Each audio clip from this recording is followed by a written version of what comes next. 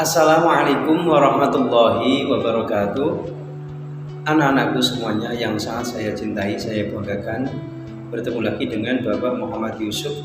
Kali ini setelah kemarin sudah kita bahas tentang pembahasan contoh-contoh israf dan tabdzir atau perilaku yang berlebih-lebihan, maka hari ini kita akan bersama-sama membahas tentang dampak negatif dari perilaku berfoya-foya atau israf. Lalu kita akan juga membahas tentang menghindari sifat-sifat berfoya-foya atau hidup berfoya-foya. Sekaligus berikutnya kita akan membahas juga tentang perilaku yang tercela, yakni sum'ah dan riya. Anak-anak, sebelum kita melaksanakan pembelajaran hari ini, sebelum kita mulai, mari kita berdoa. Al-Fatihah.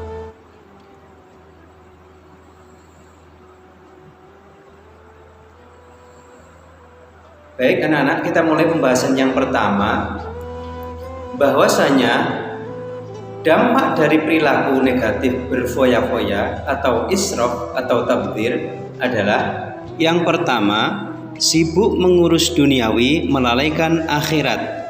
Orangnya selalu sibuk untuk mengurus dunia, mencari uang, namun melalaikan ibadah.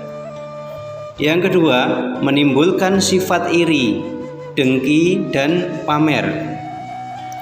Yang ketiga, dapat memicu frustasi apabila hartanya habis. Orangnya akan cenderung putus asa, dulunya kaya, kemudian dia miskin, menjadi frustasi.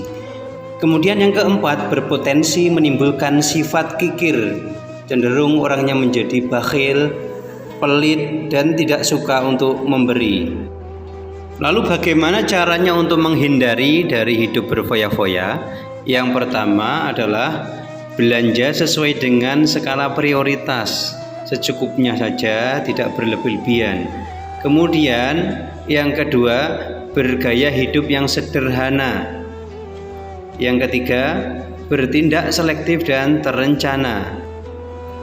Selanjutnya yang keempat adalah membiasakan bersedekah dan membantu orang lain.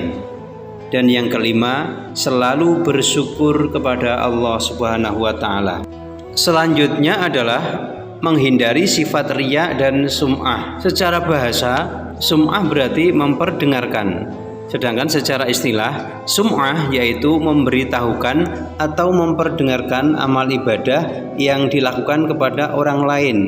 Seperti kalau orang membaca Al-Quran kemudian diperindah suaranya, tetapi dalam keinginan untuk memperdengarkan suaranya agar dipandang baik oleh orang lain.